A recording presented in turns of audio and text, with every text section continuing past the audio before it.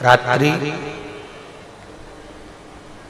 9:15 का पहले पूजन बताया है आपको, सुना है आप लोगों ने? पहले हमने उसको YouTube पे भी डाला है कि 9:15 पर एक भगवान देवादिदेव महादेव की आराधना होती है।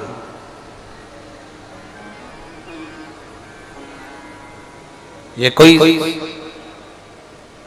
सियोर वाले महाराज ने बनाकर नहीं बताई कि 9:15 पे आराधना होती है, हमारे शास्त्रों में भी उसका उल्लेख है, शिव महापुराण में भी उसका वर्णन है। एक पूजा होती है 9:15 की रात्रि।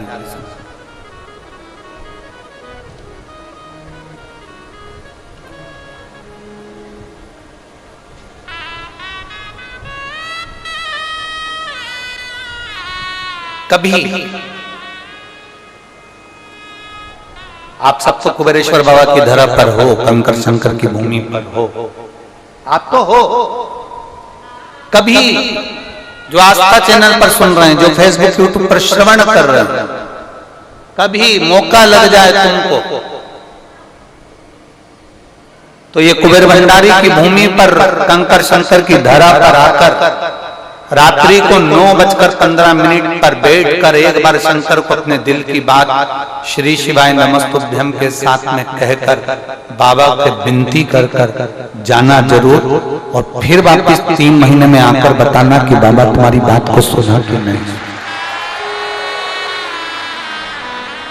शिव तत्व की प्राप्ति। यहाँ एक बच्चा बैठा है जो 17 साल का हो गया था, जो चल भी नहीं पाता था और बोल भी नहीं पाता था। 17 वर्ष का बच्चा, पटना के खासकर बिहार, सीता देवी है। मैं बिहार राज्य पटना जिले से बाबा के धाम आई हूं। कहीं बैठी हो? सीता देवी बिहार राज्य पटना जिले से आई है। कहीं बैठी हो तो हाथ हिला सकते हैं, हाथ हिला दो एक बार।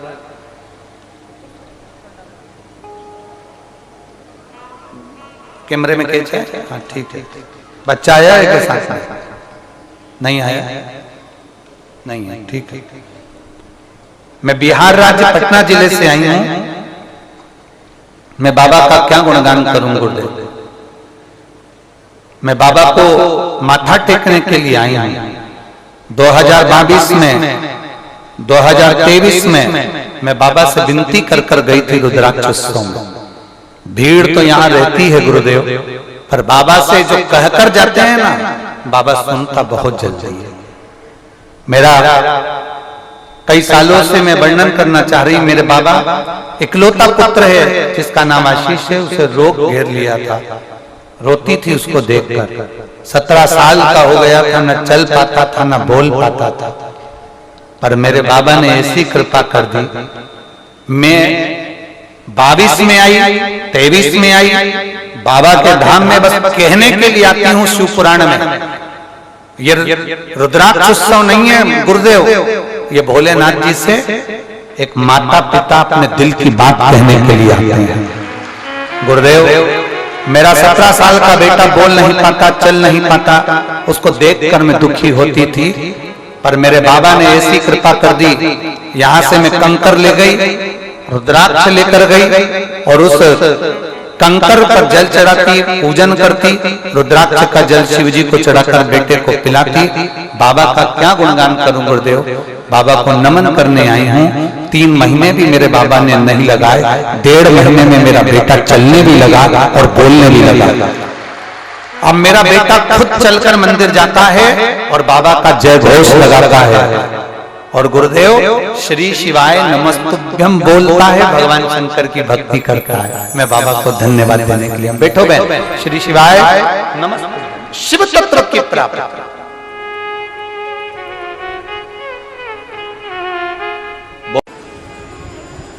अगर किसी लड़का लड़की का शादी होने के बाद अगर तलाक हो रहा है,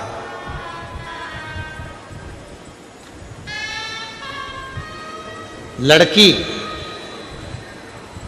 और लड़के का यदि तलाक हो रहा है और दोनों का अगर कहीं ना कहीं थोड़ा बहुत भी स्नेह है, और उसमें से अगर दो में से कोई एक ने भी यह ठान लिया कि मुझे तलाक नहीं चाहिए, मेरी धर्मपत्नी के साथ मुझे रहना है, या पत्नी ने ठान लिया कि मुझे मेरे पति के साथ रहना है, मुझे तलाक नहीं चाहिए, और पति तलाक लेना चाहता है किसी परिस्त्री के चक्कर में, किसी दूसरे के कहने पर, परिवार के कहने पर, या लड़की तलाक लेना चाहती है किसी दूसरे के चक्कर में, किसी परिवार के कहने पर या किसी अन्य व्यक्ति के कहने पर, और वो नहीं चाहता कि तलाक हो, लड़की नहीं चाहती कि तलाक हो, तो आज भी एक नियम है महाराज जी, आप अगर कर कर देखेंगे, आपके अगर कोई परिचित में अगर किसी का तलाक हो रहा है, छूट रहा है, संबंध खत्म हो रहा है, तो आज भी महाराज श्री हरि और हर इन दोनों का साझा कर कर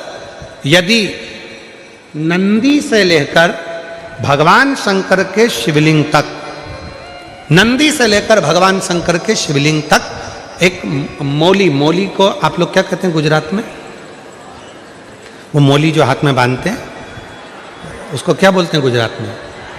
नाड़ा, लच्छा, मौली, जो लाल पीला धागा होता है ना जिसको हाथ में बांधते हैं पूजन के टाइम पर, तो वो लच्छा, वो नाड़ा, वो मौली जो है वो जो बांधने वाला है, नंदी का जो एक चरण खड़ा हुआ है, बाकी का चरण एक आगे का नीचे दबा हुआ है, पीछे का चरण भी दबा है, पर एक नंदी का चरण ऊपर है, उस चरण से लेकर भगवान शंकर के शिवलिंग तक एक सूत्र को बांधा जाए, और उस सूत्र को 7 जगह पर बेलपत्र रखकर उठा लिया जाए, और उठाने के बाद में किसी भी बेलपत्र के वृक्ष के नीचे वो 7 बेलपत्र समर्पित कर कर वो धागा लेकर 7 परिक्रमा अगर बेलपत्र की करी जाए, और जिससे संबंध टूट रहा है उसी से वापिस प्रेम बढ़ाया जाए, तो वो स्मरण कर कर अगर 7 परिक्रमा उस धागे के साथ में कर कर हाथ में अगर बांधा जाए, तो कितना भी दम लगा ले कोई व्यक्ति तलाक हो ही नहीं सकता। स्नेह बढ़ेगा ही, प्रेम बढ़ेगा ही, वो टूट नहीं सकता, उसको तोड़ा नहीं जा सकता। पर उसमें एक काम आपका भी चाहिए, आपकी वात्सल्यता, आपका प्रेम, आपकी करुणा और आपकी अच्छी सोच, अच्छे विचार, ये सब तो होगा, पर साथ में अच्छे विचार होंगे, अच्छी सोच होगी, अच्छी करुणा होगी, अच्छी वात्सल्यता होगी, अच्छा स्नेह होगा, अच्छा प्रेम होगा, अच्छा मन होगा, तो ही तो सब श्रेष्ठ होगा, तभी तो श्रेष्ठ होगा। स्नेह को बढ़ाए, प्रेम को बढ़ाए। शिव कथा कह रही है, आप लोगों को मालूम है कि नहीं मालूम वो हमको नहीं पता, पर जब किसी शिवलिंग की प्राण प्रतिष्ठा होती है और सामने जो नंदी बैठता है, उस नंदी से शिवलिंग तक एक सूत्र जमीन के अंदर दबाया जाता है, जिसको सोमसूत्र भी कहते हैं। एक सोने का तार, चांदी का तार या तांबे का तार या पीतल का तार नंदी से लेकर शंकर भगवान की शिवलिंग तक उसको स्थापना के समय पर भूमि में उसको दबा दिया जाता है, शिव से नंदी तक के बीच, शिव नंदी। कई लोग पूछते हैं गुरुजी इस तार का इतना महत्व क्यों होता है, क्या कारण होता है कि इस तार को दबाया जाता है, इस सोमसूत्र को लगाया जाता है, आखिर इसका इतना महत्व क्यों होता है, क्या कारण है इसका? इसका कारण केवल एक होता है कि यदि मान लो कोई व्यक्ति शंकर भगवान के शिवलिंग में जाकर जल नहीं चढ़ा पाया, कोई शंकर जी के शिवलिंग तक नहीं पहुंच पाया, और मंदिर के बाहर से भी अगर वो निकल कर चले गया और उसके मन में कोई कामना आ गई, तो वो नंदी के कानों में पड़ जाती है, और नंदी उसको शंकर भगवान तक कह देते हैं, और व्यक्ति का कार्य सफल होना प्रारंभ होता है। सूत्र की इतनी प्रधानता, सूत्र की इतनी महत्वता। बोल बम का नारा है, जम के बोलो जरा, बोल बम का नारा है, श्री शिवाय। उस सूत्र का इतना महत्व है। शादी के समय पर मंगल सूत्र गले में पहनाया जाता है, क्यों पहनाते हैं मंगलसूत्र? क्योंकि उस मंगलसूत्र में कुछ दाने काले होते हैं, कुछ दाने पीले होते हैं। कुछ दाने सोने के होते हैं पीले कलर के, कुछ काले कलर के होते हैं, और बीच में एक छोटा सा पेंडिल हो जाता है मंगलसूत्र। वो मंगलसूत्र शादी के मंडप में लड़का लड़की को इसलिए पहनाता है कि इस मंगलसूत्र को तुम देख लो, जैसा यह मंगलसूत्र है वैसा ही हमारा जीवन रहेगा। कुछ दिन काले रहेंगे तो कुछ दिन पीले रहेंगे, कुछ दिन सुख के रहेंगे तो कुछ दिन दुख के रहेंगे। पर चिंता मत करना, ये सुख और दुख के दिनों में जब हम पूर्ण तरह से निकल जाएंगे तब आखिरी में एक पेंडिल आता है। उसी तरह फिर हमारी जिंदगी में एक आनंद का दिन जरूर आएगा। चिंता मत, वो दिन जरूर आएगा। वो दिन अपनी जिंदगी में खुशी का दिन जरूर आएगा, सुख का दिन जरूर आएगा।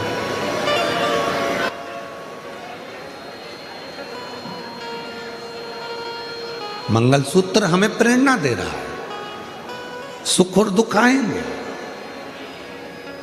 जिंदगी है। कभी भी याद रखना, कोई महाराज तुमको मिल जाए और कह दे कि मैं तुम्हारी जिंदगी में दुख नहीं आने दूंगा, समझ लेना पक्का बेवकूफ बना रहा। तुमसे पैसे कमाना होंगे इसलिए वो कह रहा है कि तुम्हारी जिंदगी में दुख नहीं आने दो। भगवान राम जी की जिंदगी में दुख आया, इतने बड़े बड़े गुरु जी उनके थे।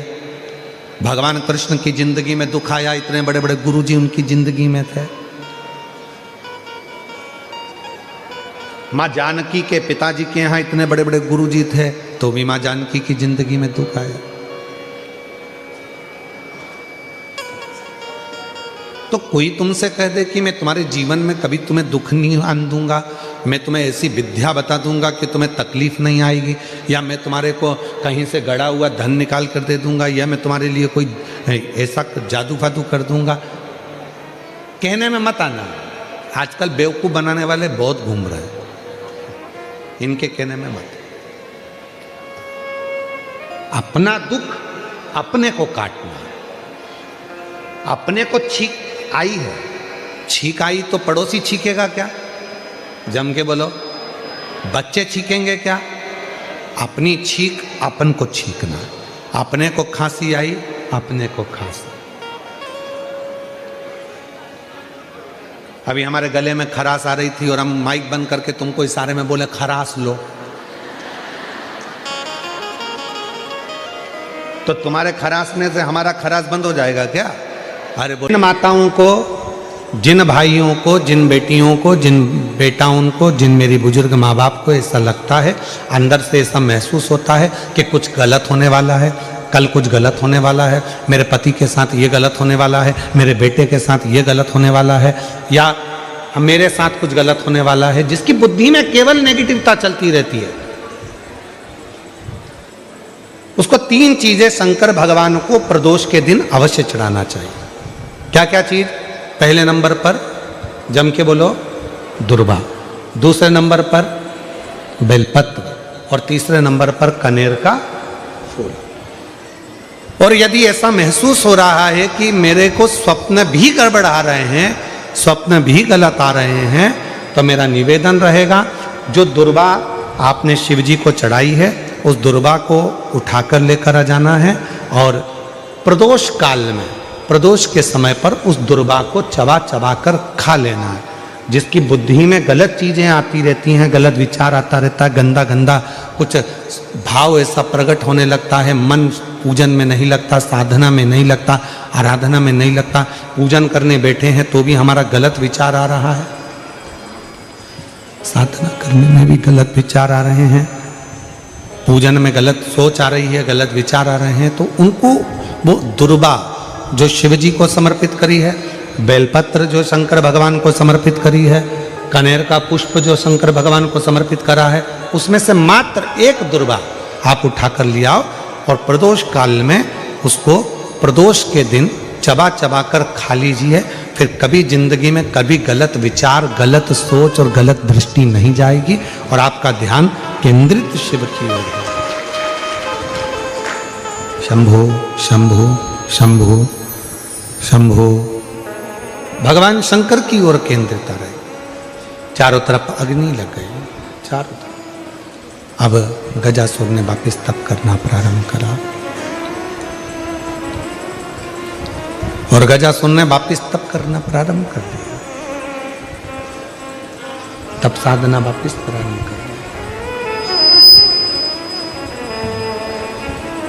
भगवान भोलेनाथ फिर प्रकट हो गए, शिव जी वापस प्रकट हो गए। गजासुर मांगो, तुमको क्या चाहिए, क्या दें तुमको? गजासुर ने कहा अब तो मैंने मांगने के लिए तप ही नहीं करा, अब मैंने मांगने के लिए तप नहीं करा। शंभो शंभो शंभो, अब मैंने मांगने के लिए कोई तप नहीं करा।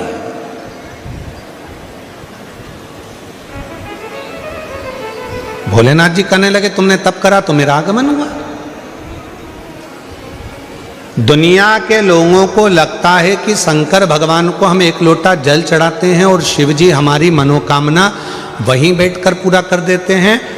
नहीं, जब हम एक लोटा जल लेकर अपने शंकर भगवान के मंदिर में अपने घर से जाते हैं, जल समर्पित करते हैं और जल समर्पित कर कर जब हम वापिस वो लोटा लेकर आते हैं, तब मेरा देव अधिदेव महादेव अपने गणों को शंकर भगवान स्वयं उस कलश के अंदर लक्ष्मी को विराजमान कर कर आपके दरवाजे तक भेजते हैं और आपके दुख को मिटा देते हैं, आपकी तकलीफों को मिटा देते हैं,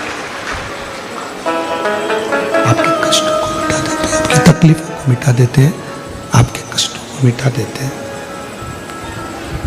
शिव करुणा करते हैं, भगवान शंकर कृपा करते हैं, दया करते हैं, करुणा करते हैं। शिव कथा कहती है, भगवान शंकर का पवित्र चरित्र कहता है, गजासुर अब तुम्हें क्या चाहिए वो मांगो। गजासुर ने कहा मैंने अब जो तप करा था वो मांगने के लिए नहीं करा, अब मैंने मांगने के लिए तप नहीं करा। और यदि मेरे भोले बाबा यदि आप आ ही गए हो तो एक निवेदन करता हूं, आपको बार बार मेरे पास में आना पड़ता है, मैं तप करता हूं और आप भाग भाग कर बार बार मेरे पास में आते हो, इसलिए मैं आपसे एक निवेदन करना चाहता हूं कि अब आप कहीं मत जाओ, मेरे पेट के अंदर बैठ जाओ।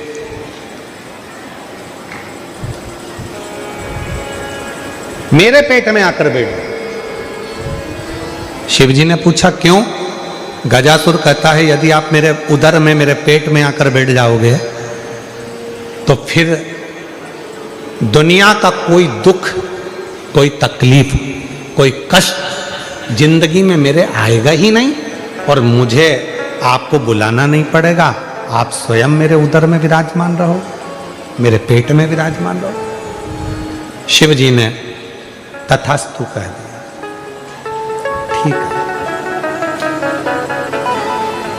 गजासुर की कथा के बाद में अगर हम कथा का स्मरण करें तो हमारे भीतर ये भाव आता है कि शंकर भगवान के शिवलिंग पर चढ़ा हुआ जल जब हम पीते हैं तो हमारे 3 ताप, कायिक, वाचिक और मानसिक, ये 3 ताप हमारे समाप्त हो जाते हैं।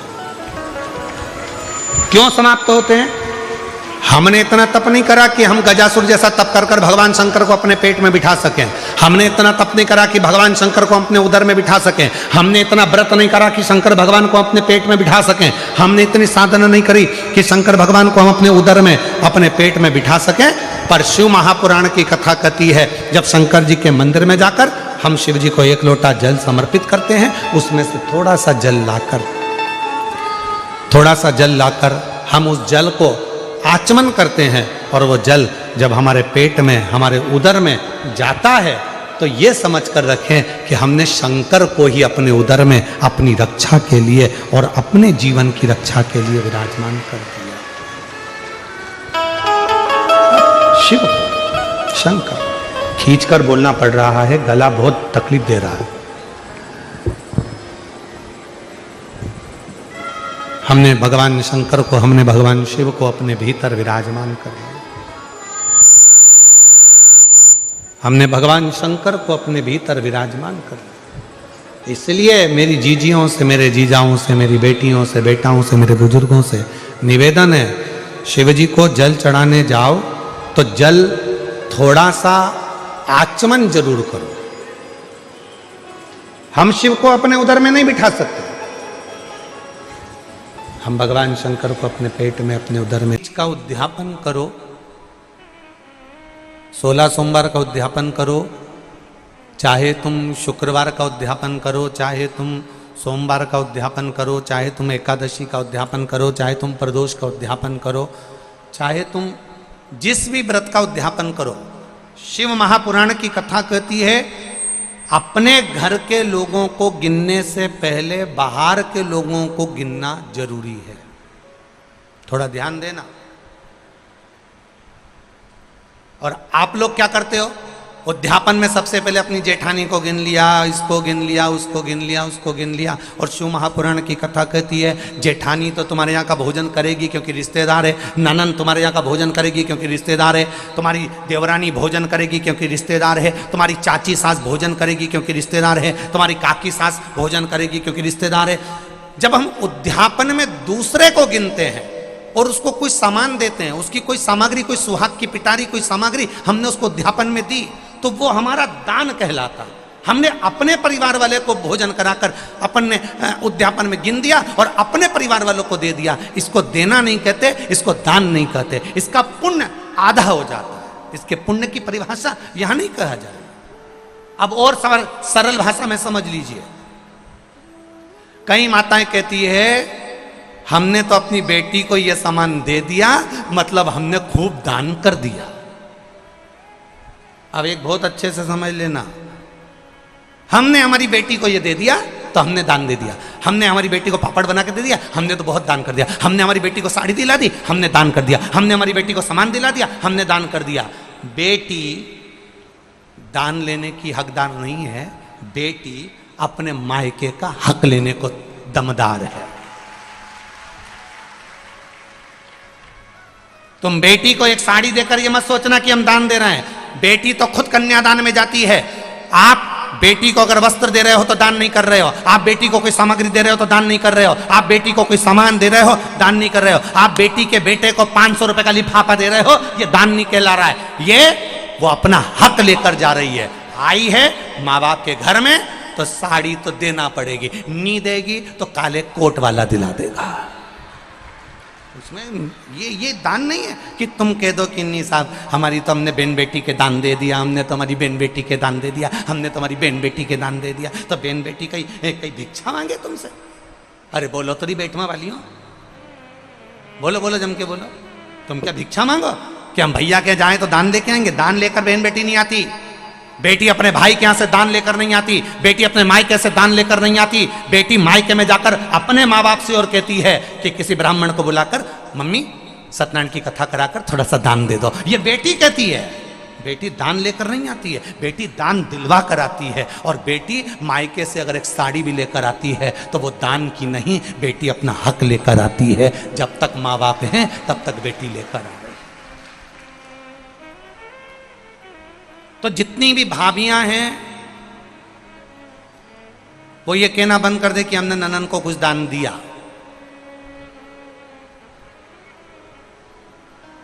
दान नहीं। हम जानते हैं तुम अगली बार हमें बेटवा नहीं बुलाओगे इस बात के लिए, भले मत बुलाओ।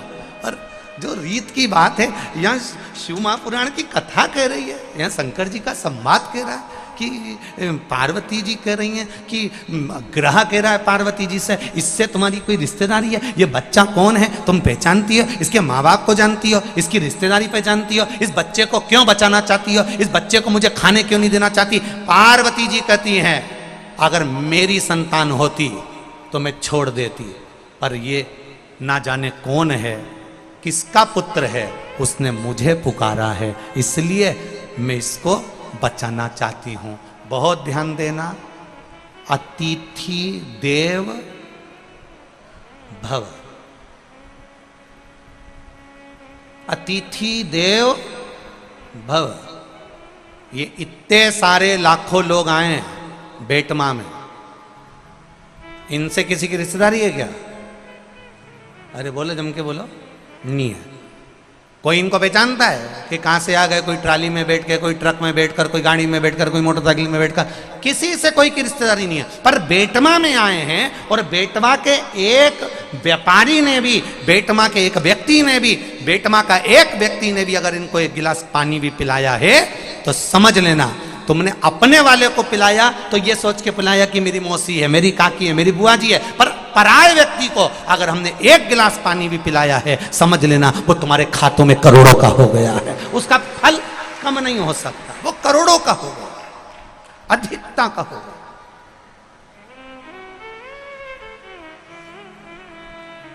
आज ये विशाल पटेल जी कथा करवा रहे हैं, विधायक जी कथा करवा रहे हैं। ये कथा चाहते तो छोटे रूप में करा देते कि मेरे घर का व्यक्ति सुन लेगा, परिवार का। ना ना ना ना, उन्होंने कथा करवाई संपूर्ण क्षेत्रवासियों के लिए कि पूरा देपालपुर क्षेत्र का एक एक बच्चा भले कथा में आए ना आए, आस्था चैनल पर सुने, चाहे फेसबुक पर सुने, चाहे पंडाल में बैठकर सुने। तो एक विशाल पटेल जी ने विचार करा कि कम से कम क्षेत्र का व्यक्ति अगर कथा सुनेगा, भले उसके कानों में जाए ना जाए, पर हमारे क्षेत्र का कल्याण हो जाए। ये कथा का मूल लक्ष्य वो है। ये कथा का मूल लक्ष्य तत्व वही सम्मिलित है। आप अपनी मौसी को पानी पिला रहे हो, आप अपने काका जी को पानी पिला रहे हो, आप अपने चाचा जी को पानी पिला रहे हो, वो अलग बात है। पर कोई अनायास आया है, हम यहाँ से जाते हैं गाड़ी से, ये कार्यकर्ता जब हमको यहाँ से लेके जाते हैं तो हम देखते हैं किसी ने नल लगा दिया है, कोई बाहर खड़ा हुआ है, कोई हाथ जोड़कर पानी दे रहा है, कोई बोतल दे रहा है, कोई पाउच दे रहा है, कोई उसको पोया दे रहा है, कोई कुछ दे रहा है। ये आप पहचान बिना दे रहे हो, बिना पहचान।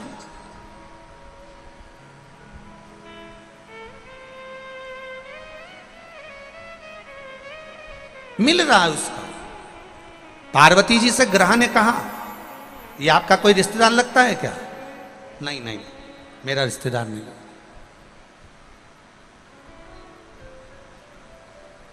आपका रिश्तेदार नहीं है? नहीं। तो फिर आप इसको बचा क्यों रही हो? पार्वती जी बोली, रिश्तेदार होता तो मैं तुम्हारे सामने दे देती, मेरा पुत्र होता तो मैं तुम्हारे सामने दे देती कि ग्रह इसको खा ले। पर दिक्कत यह है कि मैं इसको पहचानती नहीं हूं, ये कोई दूसरा।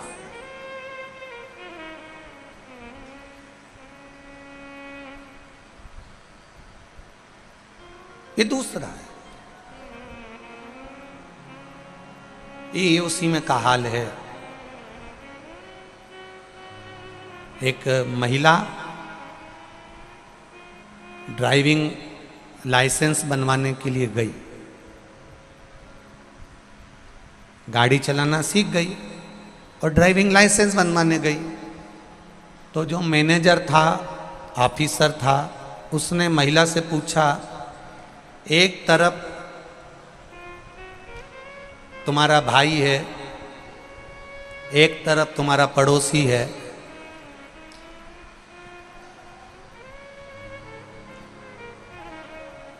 तुम गाड़ी से जा रही हो, इधर भाई है, इधर पड़ोसी है, तुम किसको मारोगी? महिला तुरंत बोल दी, पड़ोसी को। मैनेजर ने कहा, ऑफिसर ने कहा, मैं 3 साल से तुम्हारा ड्राइविंग लाइसेंस बनवाने का प्रयास कर रहा हूं, 3 साल से समझा रहा हूं कि इधर पड़ोसी है, इधर भाई है, और तुम्हें अगर मारना है तो किसको मारोगी? तुमसे 3 साल से कह रहा हूं कि ब्रेक मारूंगी, ब्रेक मारूंगी, ऐसा बोल। तू जब देखो जब पड़ोसी को मारूंगी बोलती है।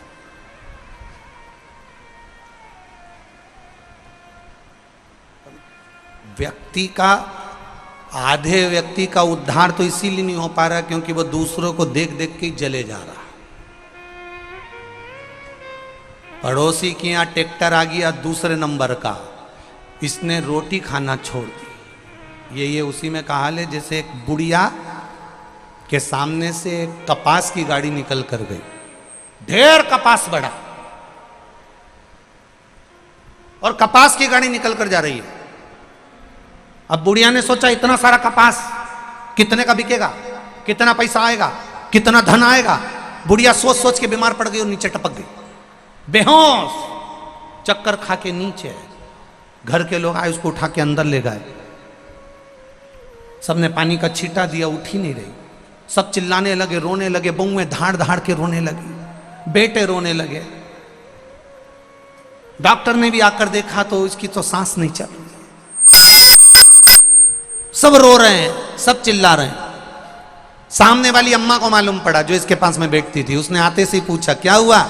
बस बैठी थी अम्मा बाहर ओटले पर, दरवाजे पर, सामने से कपास की गाड़ी निकल कर गई और अम्मा बस थोड़ी देर बाद चक्कर खा के गिर गई। इतने में सामने वाली आंटी ने कहा, सामने वाली अम्मा बोली तुम चिंता मत करो, अभी उठ के बैठती है, मैं अपनी सहेली को अच्छे से जानती हूँ, तुम रुको, तुम सब ऐसी कैसी रोना, मैं अभी बाहर जाती हूँ, अब भी आऊंगी। और जैसे ही वो अम्मा बाहर गई और आते से दौड़ कर बोली, जी जी जो तेरे सामने से कपास की गाड़ी गई थी ना, उसमें आग लग गई। जी जी उठ के बैठ गई तुरंत, एकदम तैयार, और तुरंत पल्लू लेके बोली सही में। डॉक्टर भी आश्चर्य में पड़ गया, इसको कौन सी दवाई दी। कुछ नहीं, दूसरे को देख देख के जले जा रही, जले जा रही, जले जा रही, जले जा रही। 4 व्हीलर गाड़ी कैसे आ गई, बंगला कैसे बन गया, इतनी जोरदार जमीन में फसल कैसे आ गई, बहू इतनी अच्छी कैसे आ गई। सब इसका कहना मान के चले, इतनी जोरदार बहू आई, और बहू भी आई ने के यहाँ छोरा भी हुई गया, अब तो और मरी गई। और ऊपर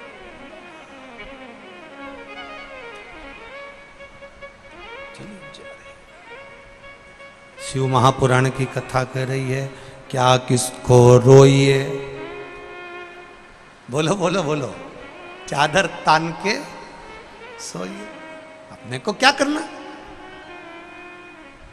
शिव मंदिर में जाना, शंकर के मंदिर में जाना, 1 लोटा जल अगर शंकर भगवान को चढ़ा रहे हो अपनी सामर्थ्यता के अनुसार, पड़ोसन चांदी के लोटे से जल चढ़ा रही है उससे हमें मतलब नहीं, पड़ोसन सोने के लोटे से जल चढ़ा रही है हमें उससे मतलब नहीं, पड़ोसन किस लोटे से जल चढ़ा रही है हमें उससे मतलब नहीं है। आपके पास में जो पात्र है भगवान को उस पात्र से जल चढ़ाओ, एक दिन आएगा भगवान तुम्हारे हाथ में भी चांदी का लोटा पकड़ा देगा। ईर्ष्या से नहीं,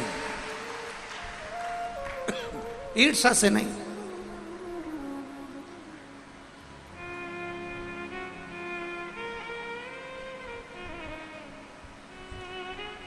हमारी आदत है, हम शिव जी के मंदिर में जाते जाते भी हम थाली देख लेते हैं, इसकी पूजन की थाली में इतना सामान रखा है, मेरी थाली में तो कुछ है ही नहीं। अभी अभी थोड़े दिन बाद ये होली हो जाने तो वो एक माता जी की पूजन होगी, शीतला माता की। शीतला माता की पूजन होती है, यहाँ होती है, अरे बोलो तो होती है। शीतला माता की पूजन होती है ठंडे समय में, शीतल समय में। शीतला माता ने ये नहीं किया कि रोटी बना के उठो और थाली लेके लाइन में लग जाओ। तुम देखना शीतला माता की पूजन करने लोग जाते ना शीतला सप्तमी शीतला अष्टमी पे, बस 11 बजे तक तो रोटी बनाती रहेगी, सामान बनाती रहेगी, 1-1.5 घंटा में ठंडा हुआ, 12:30 बजे उठ के सीधे लाइन में लग जाएगी, जल्दी से पूजन करके सो जाऊंगी, काम खत्म। शीतला माता ने भी सोच लिया बस तूने मुझे बेवकूफ बनाया, अब रुक जा तू। 11 बजे तक भोजन बनाया, 10 बजे तक भोजन बनाया, 1 बजे रात को लाइन में लग गई पूजन करने के लिए। 1 बजे रात को न जाने किसने पहला दी कि 1 बजे रात को लग जाओ लाइन में, सुबह तक पूजन करके अपने घर आ जाओ, फिर आराम से आके सो जाओ। अब इतनी जल्दी क्या है भगवान के पूजन की? माँ की पूजन करने जा रहे हो, माता से लाड़ लड़ाने जा रहे हो, अपनी माता से अपने दिल की बात कहने के लिए जा रहे हो, अपने स्नेह की बात कहने के लिए जा रहे हो, तो धीरे धीरे प्रेमवश आनंद से माता की आराधना शीतल समय में, ठंडे समय में। ठंडे समय का मतलब है भीतर से ठंडे होकर, अपने भीतर से ठंडे होकर। अब अपने भीतर तो ठंडाई है ही नहीं ना, जल्दी जल्दी चलो, और आधी बहुत पतली खुशी है और और ये कितना बड़ा कपड़ा थाली पे ढाक ढुका के लाइन में खड़ी है शीतला माता। शीतला माता या हाथ में लोटा या हाथ में थाली, और इतनी देर में पड़ोसन निकल के बाजू में से जा रही थी और लोटा थोड़ा सा ढुल गया। अब यहाँ शीतला माता की पूजन करनी आई और ये हो गई चंद्र घंटा, लोटा जरा सा ही पानी का झलका, देख के नहीं चल सकती। ठंडा भोजन हाथ में लोटा ठंडा पानी का और अंदर अग्नि। शीतला माता भी कह रही इसको अजान दो पहले, इसको क्या मतलब? भीतर से शीतल होइए, भीतर से ठंडे होइए। चित्त वृत्ति मन जब भीतर से शीतल होगा, ठंडा होगा, तो मेरी शीतला माता, तुमने पूजन करा ना करा, मेरी शीतला माता प्रसन्न हो जाएगी। बस भीतर से शीतल होइए, ठंडे होइए भीतर से।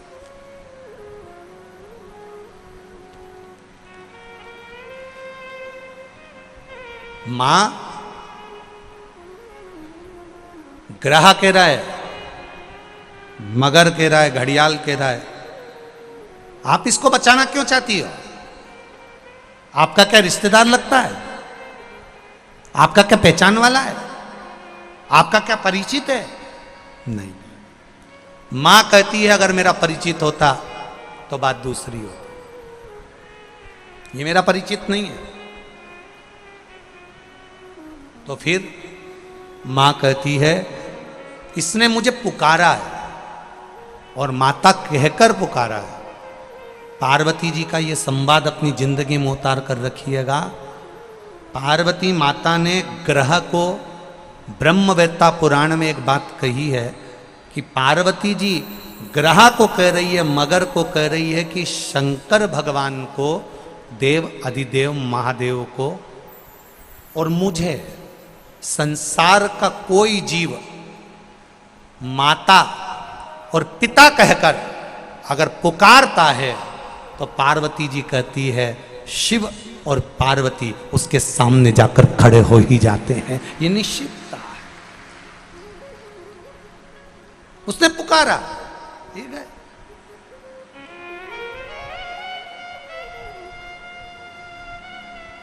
आप जिस भाव से पुकार रहे हो,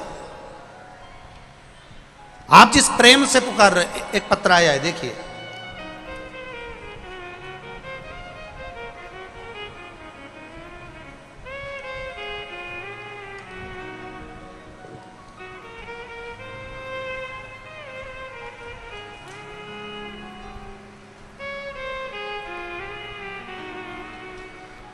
राजेंद्र दास वैष्णव बैरागी, पुजारी, गांव तलावली, तहसील देपालपुर, जिला इंदौर, मध्य प्रदेश। कहीं बैठे हों तो हाथ हिलाइएगा, जहाँ कहीं भी बैठे हो। आप ही हैं, दोनों हाथ हिला दो एक बार। श्री शिवाय नमस्तुभ्यम। मैं राजेंद्र दास वैष्णव बैरागी, पुजारी, गांव तलावली, तहसील देपालपुर, जिला इंदौर, मध्य प्रदेश से हूँ। गुरुदेव, मेरे पेट की आंत में आटी गांठ पड़ गई थी। डॉक्टर को बताया, भर्ती रहा, पर आराम नहीं हुआ। बहुत से डॉक्टरों का दिखाया, फिर भी इंदौर में दिखाया तो जांच में आया कि आंत को काटना पड़ेगा और उसमें से गांठ को निकालना पड़ेगा। बहुत ऑपरेशन का डॉक्टर ने बोल दिया और उसका खर्चा 3 लाख रुपए बताया। बॉम्बे से डॉक्टर बुलाना पड़ेगा, आंत काटेगा डॉक्टर और उसमें से गांठ को निकालेगा। भर्ती हो गए गुरुदेव। दूसरे दिन ऑपरेशन होना था, तो मैंने डॉक्टर से पूछ लिया कि मैं ऑपरेशन के बाद ठीक तो हो जाऊंगा। भगवान की कृपा देखो, डॉक्टर बोले कोई गारंटी नहीं है। बाद में इंदौर आ सको अस्पताल को, तब रात भर नींद नहीं आई गुरुजी। मैं पलंग पर पड़ा रहा पर नींद नहीं आई, और मैंने डॉक्टर साहब से वहीं से छुट्टी मांग ली कि मैं ऑपरेशन बाद में करा लूंगा। मन ही मन में सोचता करूं क्या, और अगर डॉक्टर कह रहा है कि कोई गारंटी नहीं है, बॉम्बे से डॉक्टर आएगा, सब करेगा, खर्चा भी 3 लाख हो जाएगा और मरना तो है, तो क्यों ना शिव के भरोसे हो जाऊं। गुरुदेव, बाबा की कृपा से मेरी मामा जी को सीहोर भेज दिया और सीहोर से एक रुद्राक्ष बुलवा लिया। उस रुद्राक्ष को पानी में गलाता, शिवजी को चढ़ाता, पानी पीना चालू कर दिया। गुरुदेव, इतना विश्वास शिव जी के प्रति जाग गया कि मरना तो है ही। अब वो भी कह रहे हैं कि कोई गारंटी नहीं है, तो अपन पानी पीता, शिव जी को जल चढ़ा चढ़ा कर पीता, एक बेलपत्र खाना चालू कर दिया, बेलपत्री के पौधे का पूजन स्मरण चालू कर दिया। और दूसरी बार जब जांच कराने के लिए गया तो बाबा की कृपा से मेरी गांठ समाप्त हो गई और मैं ठीक हो गया हूँ। मैं बाबा को प्रणाम करने के लिए आया हूँ। अब ठीक है बैरागी जी, श्री शिवाय नमस्तुभ्यम। ये शिव तत्व है, वो घड़ी बैठिए।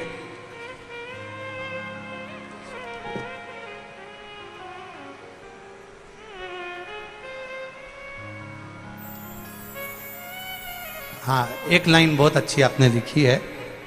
यजमान विशाल जी, जगदीश जी पटेल साहब के लिए भी 2 शब्द कहूँगा गुरुजी, जिन्होंने प्रत्येक देपालपुर, बेटमा और आसपास के सारे पुजारियों को, मंदिर पंडितों को यहाँ पर बुलाया। आज तक किसी कथा में नहीं बुलाया गया, हमको बड़ी खुशी हो रही है। आज तक किसी कथा में हम लोगों को नहीं बिठाया गया, पर आज सारे मंदिर के पुजारी यहाँ आए हैं। मैं विशाल जगदीश जी पटेल साहब को बहुत बहुत धन्यवाद देता हूँ, संपूर्ण पुजारियों की ओर से बहुत बहुत साधुवाद। विशाल भैया, आपके लिए बहुत सारे पत्र आए हैं, वैसे सब नीचे भरे हुए हैं, बहुत अच्छी बात है।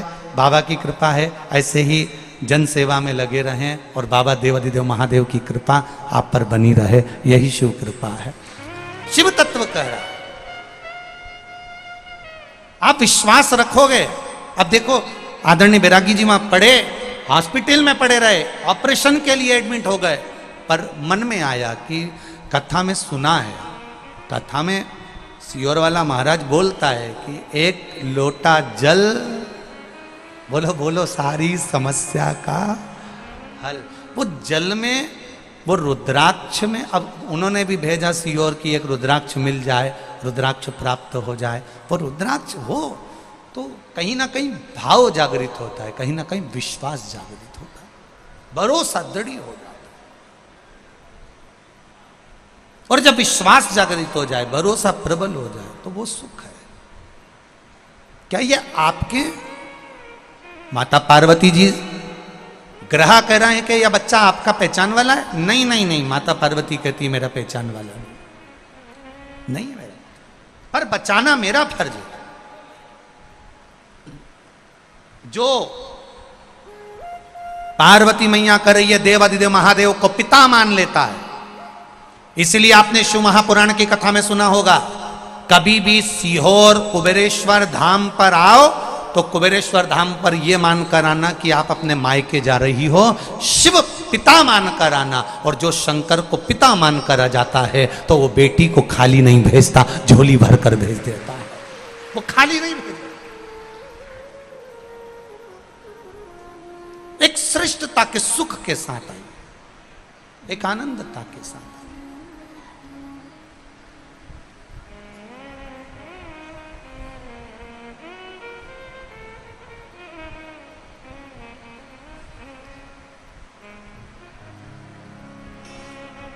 महाराज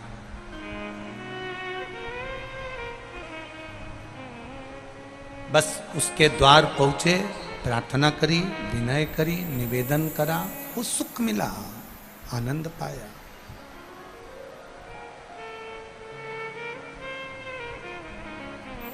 अपनी किस्मत का ताला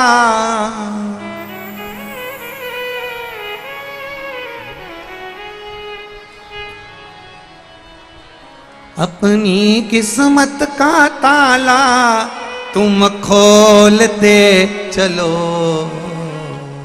श्री शिवाय नमस्तुभ्यं तुम बोलते चलो। श्री शिवाय नमस्तुभ्यं तुम बोलते चलो। अपनी किस्मत का ताला हो, अपनी किस्मत का ताला तुम खोलते चलो। श्री शिवाय नमस्तुभ्यं तुम बोलते चलो। ओ श्री शिवाय नमस्तुभ्यं तुम। आज शनि प्रदोष बड़े आनंद के साथ दोनों हाथों से भाव से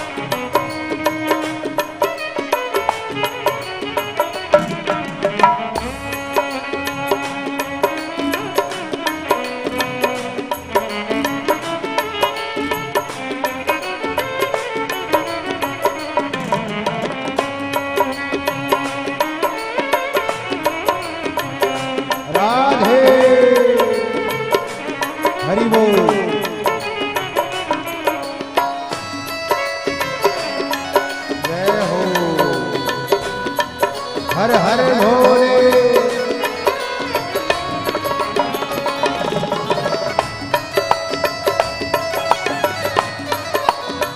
राधे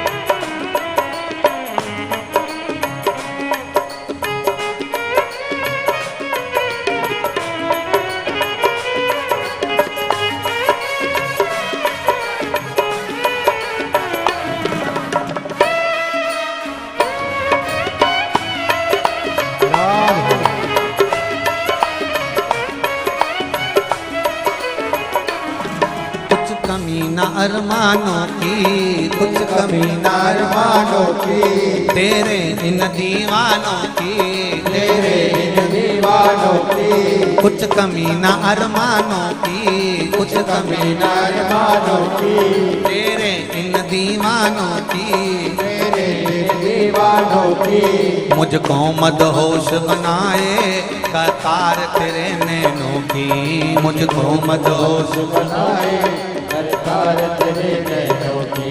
दिल नाच उठे वो,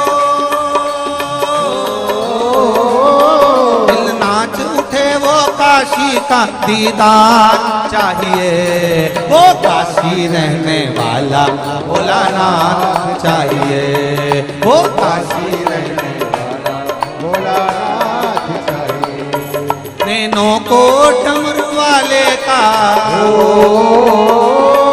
नैनों को काशी वाले का दीदार चाहिए, वो काशी रहने वाला भोलानाथ चाहिए, वो काशी रहने वाला भोलानाथ चाहिए।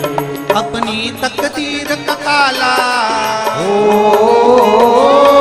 अपनी तकदीर का ताला तुम खोलते चलो, श्री शिवाय नमस्तुभ्यं तुम बोलते चलो, श्री शिवाय नमस्तुभ्यं तुम बोलते चलो।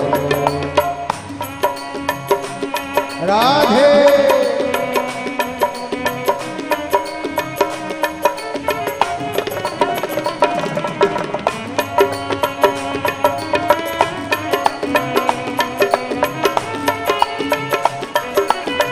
हरि बोल।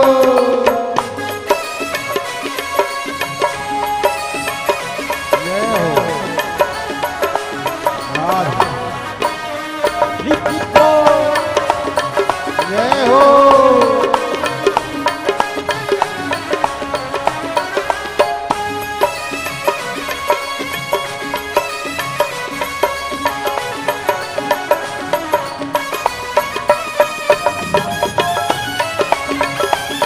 राधे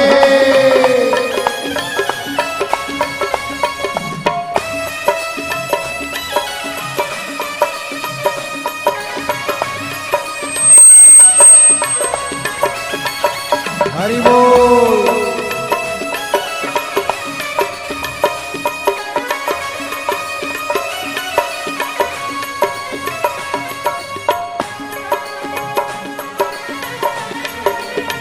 राधे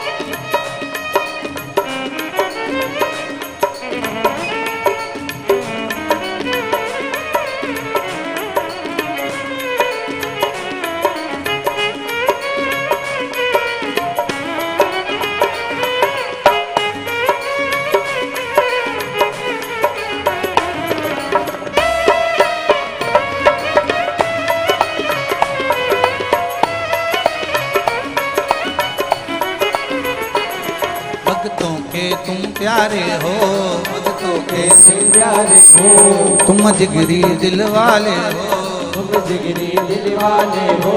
कितनों को डोरे डाले फिरने न बड़े मत वाले, कितनों को डोरे डाले तेरे नैन बड़े मत वाले, नैनों को डमरू वाले का, नैनों को काशी वाले का, नैनों को डमरू वाले का दीदार चाहिए, वो काशी रहने वाला भोलानाथ चाहिए, वो काशी रहने वाला भोलानाथ चाहिए, वो काशी रहने वाला भोलानाथ चाहिए, वो काशी रहने वाला भोलानाथ चाहिए। अपनी तकदीर का ताला, अपनी तकदीर का ताला तुम खोलते चलो, श्री शिवाय नमस्तुभ्यं तुम बोलते चलो, शिवाय नमस्तुभ्यं तुम बोलते चलो, श्री शिवाय नमस्तुभ्यं तुम बोलते चलो, श्री शिवाय नमस्तुभ्यं तुम बोलते चलो। ओहो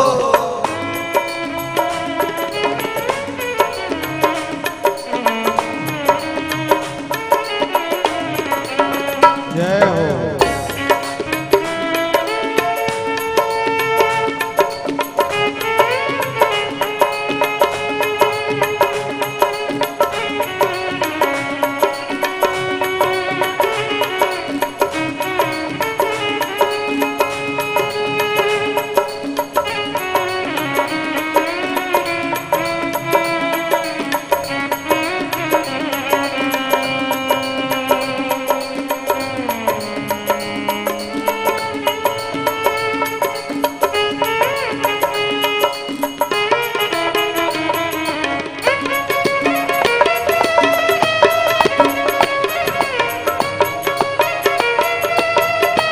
जय हो।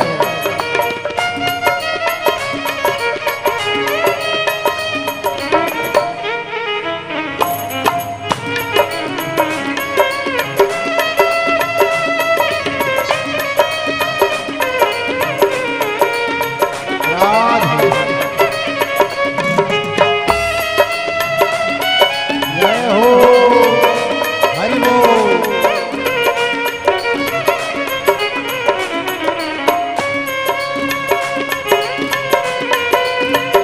शंभो।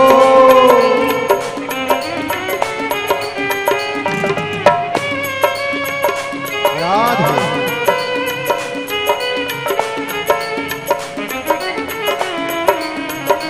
जय हो।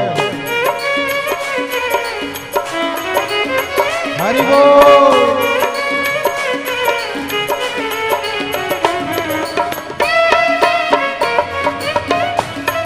राधे।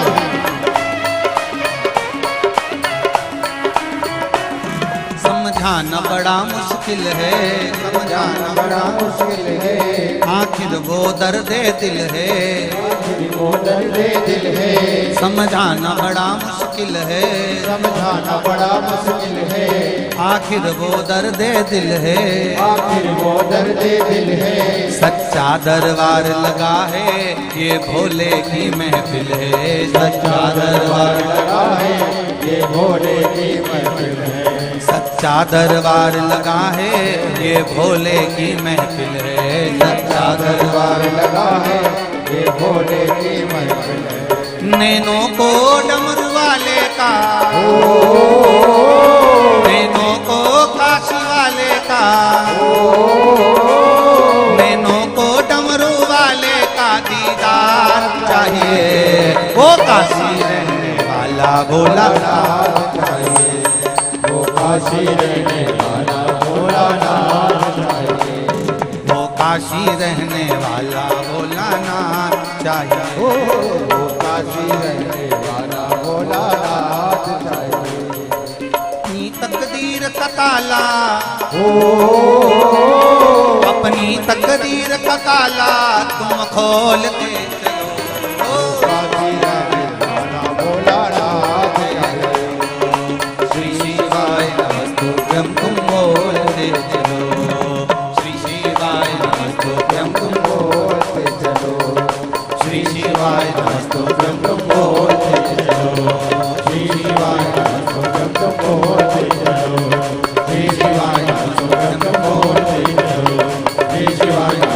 अमृत बोले हार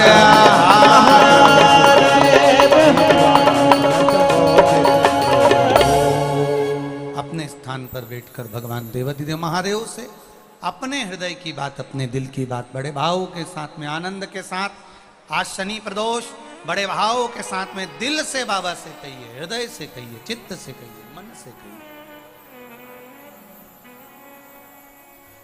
श्री शिवाय नमस्तुभ्यं। श्री शिवाय नमस्तुभ्यं। श्री शिवाय नमस्तुभ्यं। श्री शिवाय नमस्तुभ्यं। श्री शिवाय नमस्तुभ्यं। भोला सब दुख काटो हमारा, ओ भोला सब दुख काटो हमारा। शिव शंकर जपूं तेरी माला, भोले बाबा जपूं तेरी माला। भोला सब दुख काटो हमारा, ओ भोला सब दुख काटो हमारा। वेश है मंगल मंगलकारी, वेश है मंगल मंगलकारी। शमशान वासी हमारा, शमशान वासी हमारा। भोला सब दुख काटो हमारा, ओ भोला सब दुख काटो हमारा। पार्वती जी ने बच्चे को बचाने के लिए ग्रह से निवेदन करा। ग्रह ने पार्वती जी से एक बात कही, इस बच्चे को मैं एक शर्त पर छोड़ सकता हूं। कौन सी शर्त? तुमने जिंदगी में जितना तप करा, जितनी आराधना करी, जितनी साधना करी, जितनी पूजन करी, जितना व्रत करा, जितना उद्यापन करा, सारे व्रत का, तप का, साधना का सब कुछ फल तुम्हें मुझे देना पड़ेगा। तुम इस बच्चे को छोड़ देता। अगर तुम स्वीकार करो तो इस बच्चे को छोड़ दो। अब ध्यान देना जरा सा, तुम्हारे द्वारा किया गया पशुपति व्रत, तुम्हारे द्वारा किया चढ़ाया गया एक लोटा जल, तुम्हारे द्वारा चढ़ी गई एक बेलपत्र, तुम्हारे द्वारा मंदिर में लगाया गया झाड़ू पोछा खाली नहीं जाता। एक ना एक दिन तुम्हारे सामने आकर खड़ा हो जाता है। तुमने जो करा उसका फल तुम्हारे सामने।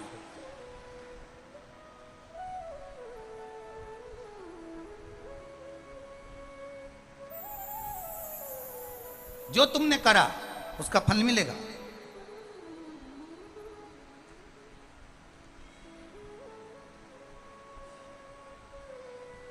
वो प्राप्त जरूर होगा। आपने जो व्रत करा, आपने जो साधना करी, आपने जो तप करा, ये सारे तप का फल ग्रह कह रहा है, मगर कह रहा है मुझको दे दो, वो घड़ियाल कह रहा है मुझे दे दो। पार्वती जी कहती हैं ठीक है ले लो, छोड़ो संकल्प। संकल्प छोड़ो। पार्वती मैया ने सरोवर का जल हाथ में लिया और सरोवर का जल हाथ में लेकर माता पार्वती जी कह रही हैं, सुनो ग्रह, ए घड़ियाल, ए मगर, इस अनजान बच्चे के प्राण को बचाने के लिए मेरी जिंदगी का जितना मैंने तप करा, साधना करी, व्रत करा, उद्यापन करा, जो भी करा, सब तुझे देती हूं। जल छोड़कर दे दिया। जल छोड़ कर दिया। ग्रह जो अभी तक बेकार दिख रहा था, ग्रह जो अभी तक भयंकर दिख रहा था, जैसे ही पार्वती जी का तप साधना का बल उस ग्रह को मिला, मिलते से ही वो ग्रह चमकने लगा, एकदम सुंदर हो गया।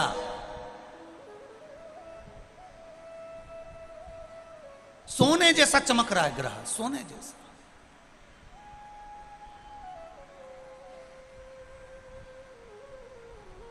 भाई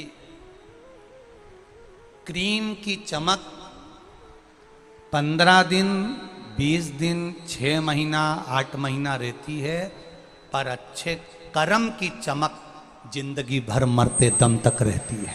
अच्छे कर्म की चमक। फिर कहेंगे एक बार, मत बुरे कर्म कर बंदे वरना पछताएगा, भगवान की आंखों से तू बच नहीं पाएगा, तू बच नहीं पाएगा। अरे ओ अज्ञानी मत करना, तेरे कर्म का फल भी तो ही पाएगा, जैसा किया तूने तेरे आगे आएगा। मत बुरे कर्म कर बंदे वरना पछताएगा, भगवान की आंखों से तू बच नहीं पाएगा, तू बच नहीं पाएगा। शिव कथा कह रहे,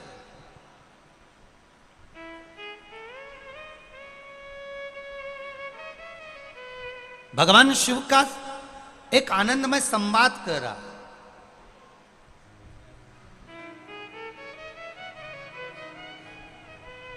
पार्वती जी ने दे दिया अपना तब्बल, ग्रह चमकने लगा, मगर चमक गया, सुंदर हो गया, एकदम सोने जैसा चमक रहा था मगर। प्रसन्न चित्त में मगर ने कहा, ग्रह ने कहा, पार्वती जी आप इस बच्चे को लेकर जा रही हो, आपका ये बच्चा मैंने छोड़ दिया है, इसको मैं अब खाऊंगा नहीं, पर एक निवेदन करना चाहूंगा, आपकी जिंदगी लग गई, हजारों वर्ष आपने तप करा, बेलपत्री का पत्ता खाया, नासिका के एक श्वास से श्वास लेना, उसी से छोड़ना, वो भी छोड़ दिया आपने, आपके शरीर पर मिट्टी दबती जलती चली गई, और आपने इतना बड़ा बड़ा तप करा, साधना करी, और 1 मिनट में पराए बच्चे के लिए आपने वो तपबल दे दिया, आपने वो तपबल एक पराए बच्चे के लिए दे दिया।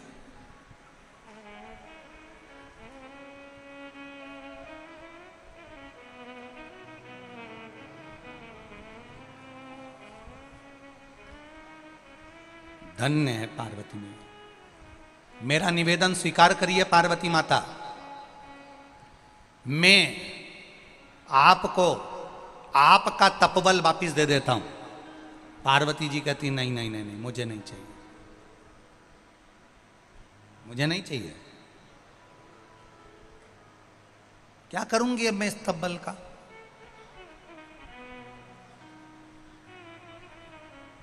आप अपने पास रखो। करूंगी क्या मैं तपबल का? पार्वती जी हजारों वर्ष का तप है